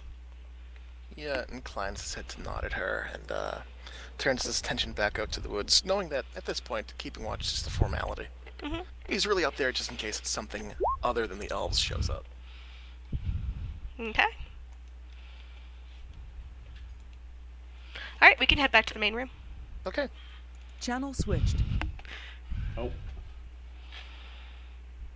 User joined your channel. The hell kind of shenanigans are you up to? Oh my god, guys, they were pirates? And they had really bad teeth, and Macklin had to fix their teeth? He used wooden ones, but he had to carve them, so he used his disguise kit to carve the wooden teeth for the pirates. You have no idea how funny that is right now. Yeah, you have absolutely no idea how fucking good that is right now. Did I miss something good? Yes. Yep. And you literally just made it even better.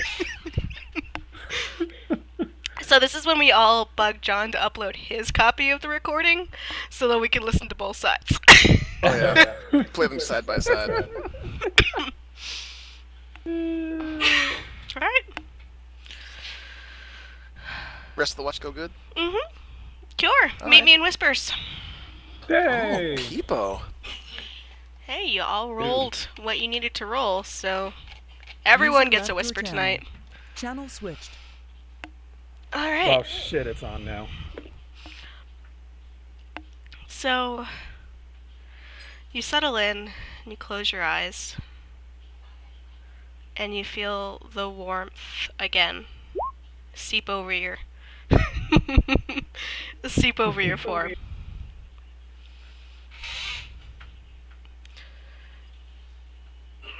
Mm-hmm. Are you choosing to struggle this time or no? No. Okay. You take a deep breath. Feel the burn that you've grown used to, accustomed to even. And open your eyes to see a pale woman, slightly taller than you, a porcelain mask, blank face, wearing long dark robes. Kind of just watching you, her head tilted slightly to the side. I immediately drop to one knee and bow my head.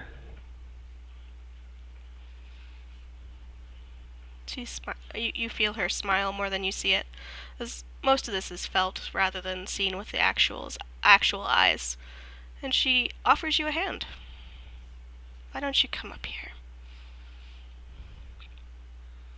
Kiora hesitates a moment and then takes her hand and rises. And that's probably the moment where she kind of like looks over herself to see how she's dressed in this dream. Okay.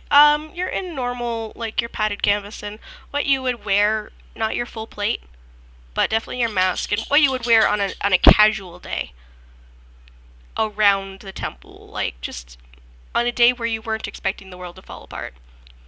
Okay. Your cloak, always. And you take her hand and she kind of rests your hand lightly on hers and escorts you, which is the barest touch, escorts you forward. And you find yourself in the gardens, in a temple that you recognize well, the temple at Whitestone. And the gardens is also the graveyard, so... Makes sense.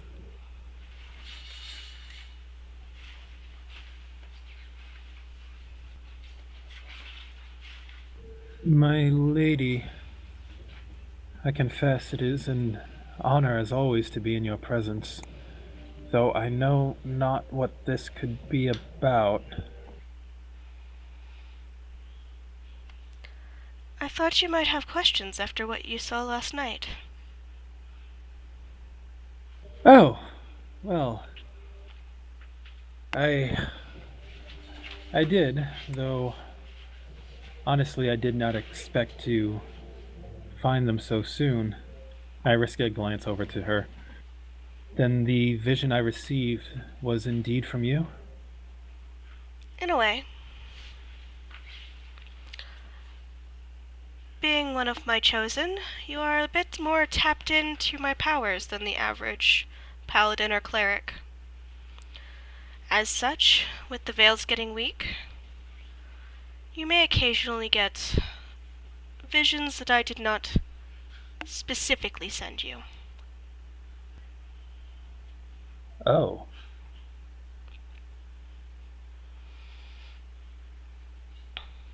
I would not worry overmuch.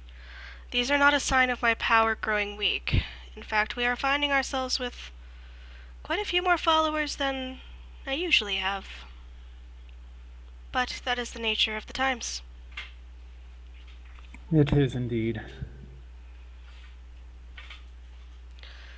Other gods have not been as lucky.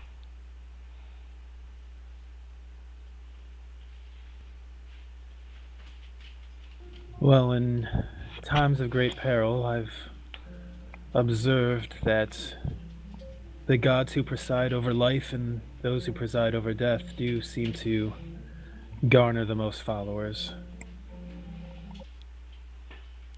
In peace times, people can be fickle.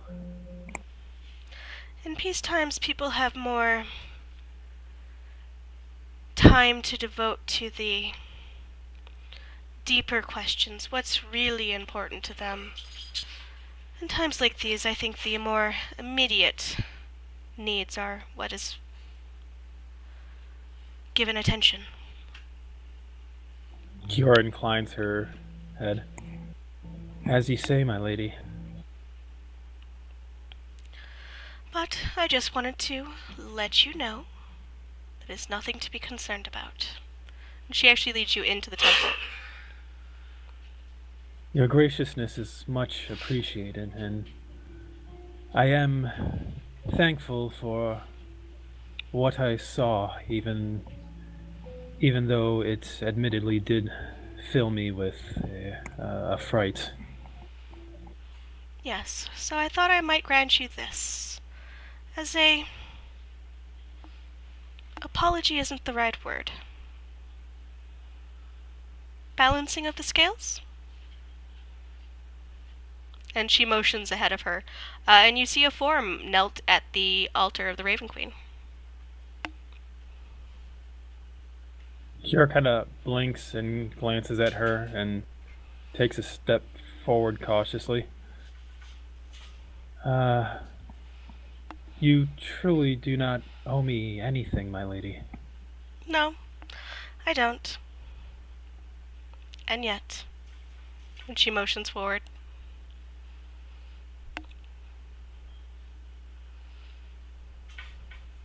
Kiora hesitantly moves forward, kind of curious. okay.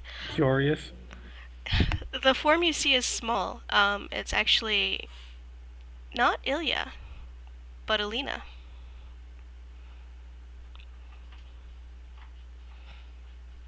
Kiora frowns a little and moves closer to try and get a better look. Okay. She has a prayer book out in front of her, and she seems to be trying to work her way through the standard book of prayers. Kiora blinks and then takes a closer look around the temple to see if she can determine whether what she's seeing is occurring now or if this is she's basically afraid that something really bad has happened and she wants to make sure that, Alina's all right. Okay. It appears to be twilight, which makes about sense that this is more or less concurrent with the time change, because it gets darker faster. Actually, no, never mind, you're on the west coast, so it's actually fairly dark out. But there's full moon. In that case, Kiora will head over to Alina and kneel down beside her to look over the prayers with her. Okay.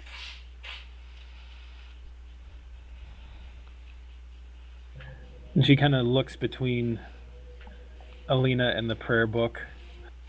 Is Alina murmuring out loud as she's trying to study, or is she doing it in silence? She is murmuring out loud as she's trying to study. You look up and you do see a couple of the pages who are regarding her with interest, but not a I'm going to interrupt you situation, but definitely a that's an interesting situation.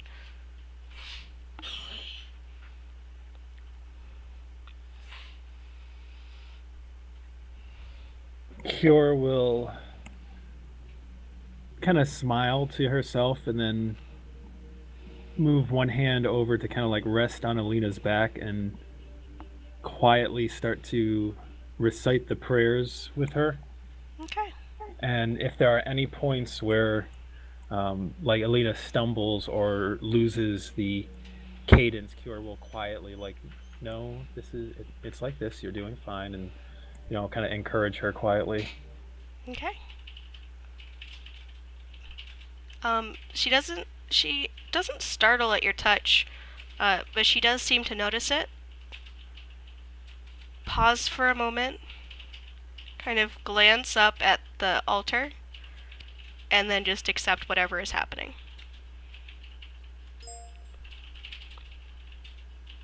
Oh, I know that feeling very well, child.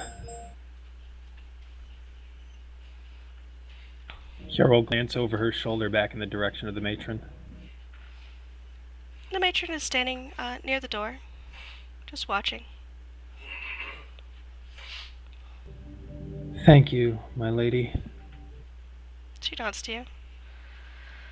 Well, unfortunately the child has reached the end of her prayers, and I think it is time that you get some sleep. Kiora nods as she rises.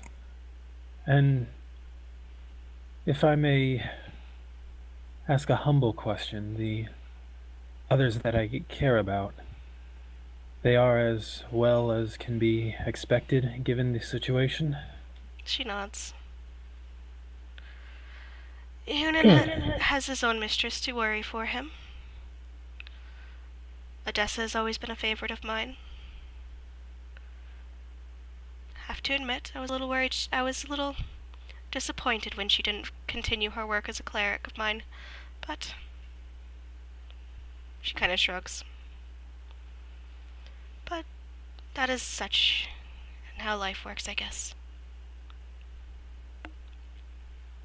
Well, if it pleases you, I happen to know a batch of several children who might be interested in taking up the cloth or the armor at some point. Yes, I saw that. It is good to see you reaching out.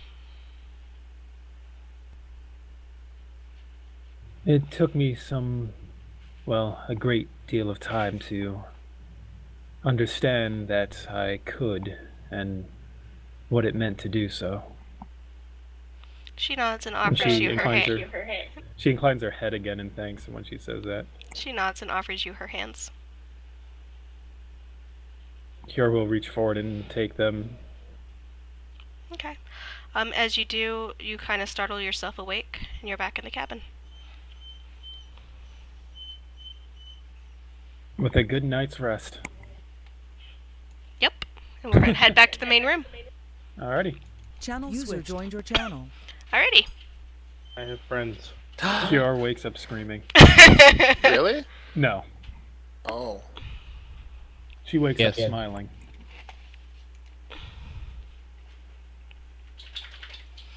Were you visited by an angle? No angels. A double.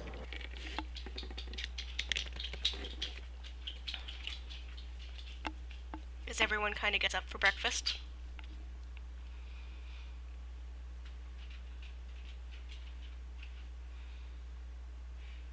Of course. Yep. Breakfast is the most important meal of the day. Amphellion is silent.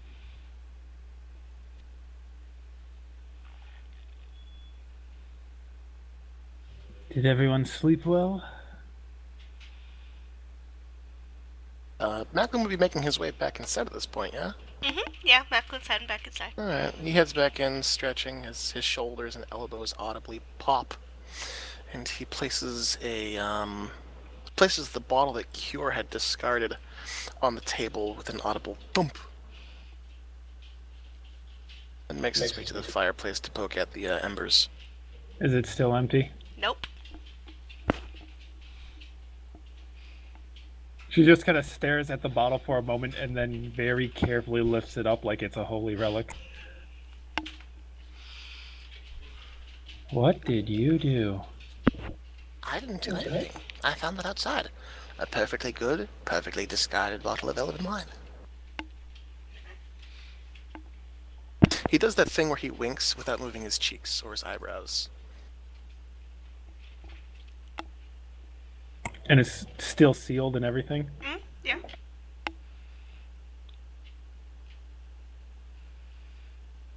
Cure very carefully puts it into her satchel.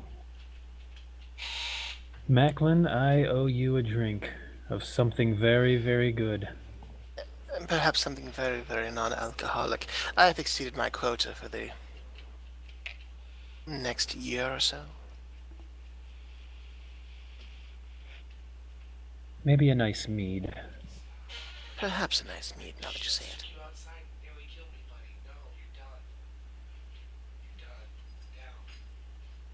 Thank you. It was very kind of you. He shrugs. I didn't do anything, Cure. I'm sure you didn't. And she winks at him. Blinks a little bit and then goes to check in on Seamus.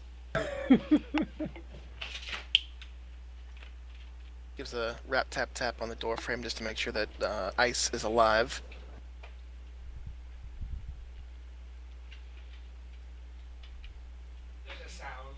Oh, it is. There's a sound. It's a groan. Ah, good to see you're still with us. We should be receiving a visitor at any moment now, really. We want to gather our things before the cottage does what it does. He makes a gesture with his hands, and little puffs of dusty smoke escape from his fingertips before dispersing in the air like little twinkling bits.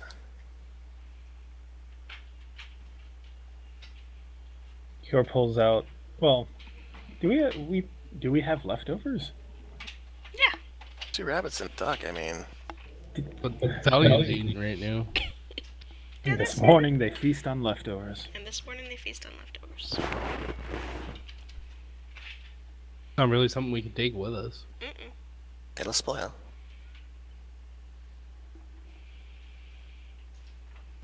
If you'd cured it from the get-go, that'd be a different story. But no, this is cooked meat. It must be eaten quickly. Not to worry, I have several weeks of jerky in my bag. That is a lot. That is an excessive amount of jerky. It really is. Not that about much you? stew. Matter with having that much turkey. Turkey's good.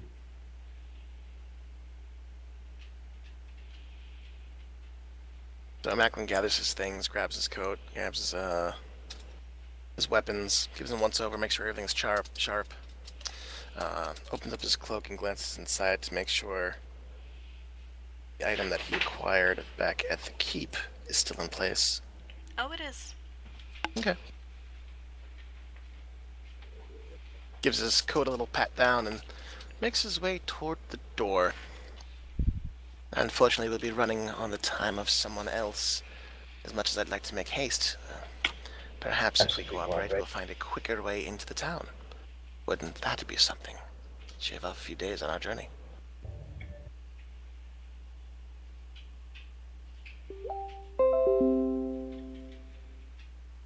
Sounds like a plan. He then pauses and purses his lips and takes a moment to look across the group, glancing at Seamus, who is still groaning and struggling with consciousness.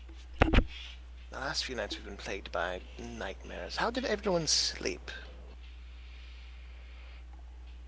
Like crap. Exquisitely. Oh, that's... Huh. Leans over to try to get a beat on Seamus, who is still... Seamus, how did you Struggling. sleep? Well enough. Alright, well, on the average, it's a bit of an improvement. And he looks at Felion and tilts his head a little bit. Anything we should be concerned about? Another nightmare stalker nearby? Just dreams. Yeah. Dreams can be terrible, terrible things. Commiseration. He makes to lift a glass that isn't there. He nods. And that, Macklin's gonna make his way to the door.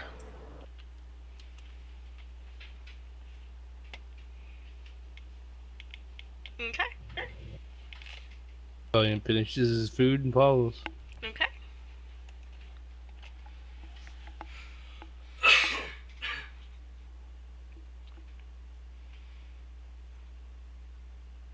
Likewise.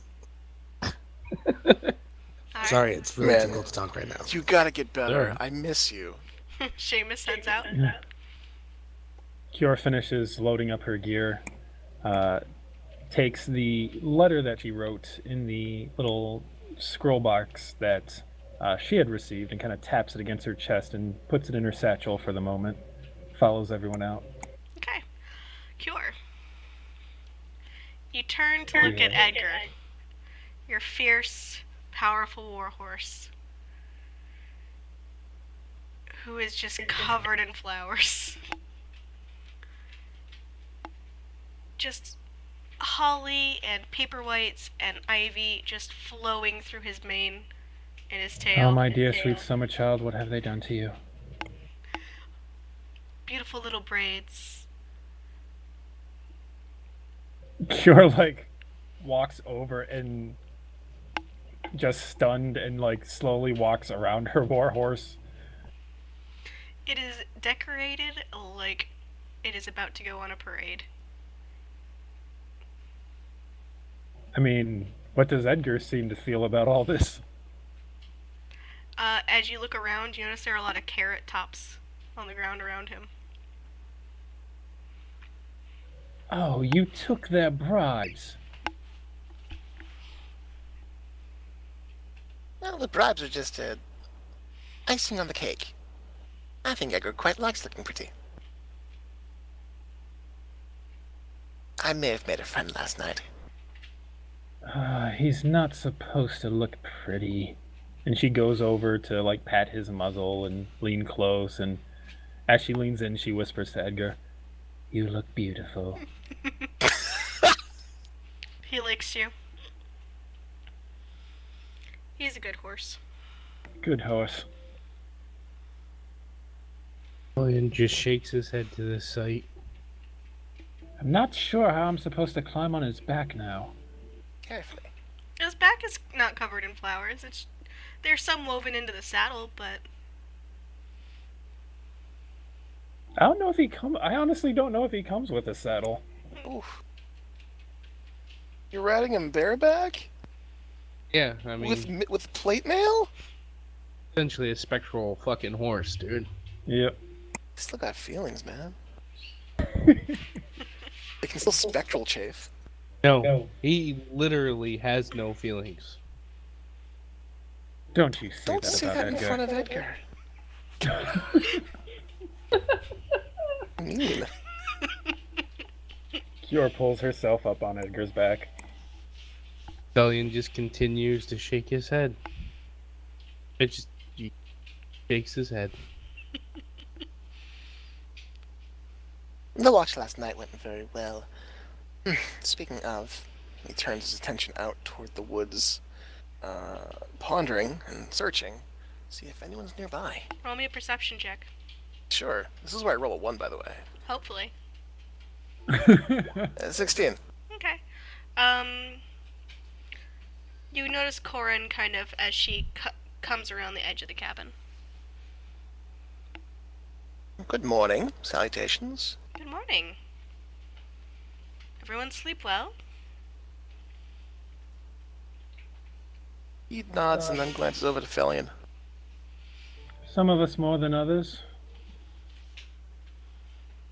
Well, Stallion just stares. Not impolitely. Doesn't say anything. so Wait, is that why Cure was threatening to pull out someone's tongue? What? Sorry, What? out of character. Was that why... Heather, I'll talk to you in IMs. okay. Later. I'll talk to you later. All right. Nope.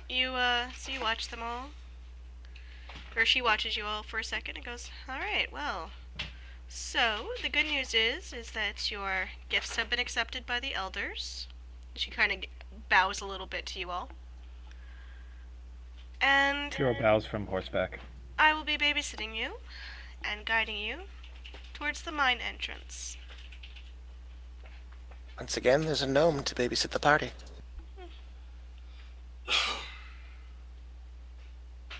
We're kind of 50-50 on gnomes right now. I believe that was a Valiant whole... totally says out of character. That was not Valiant. Just to let you know. That was John. Oh, That was John. To be fair, Todd was a halfling. Oh, yeah, that's right.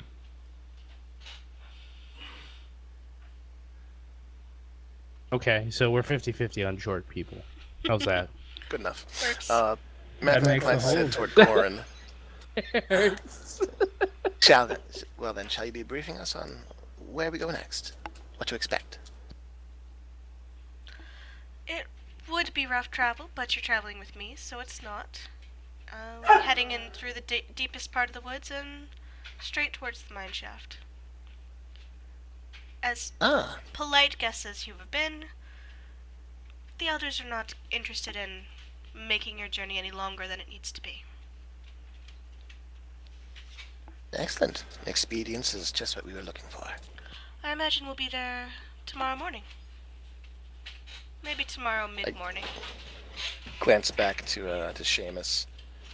Into Craghammer or to the mines by morning? To the mines. Very well. I suppose that's where we'll be parting ways. She nods to you.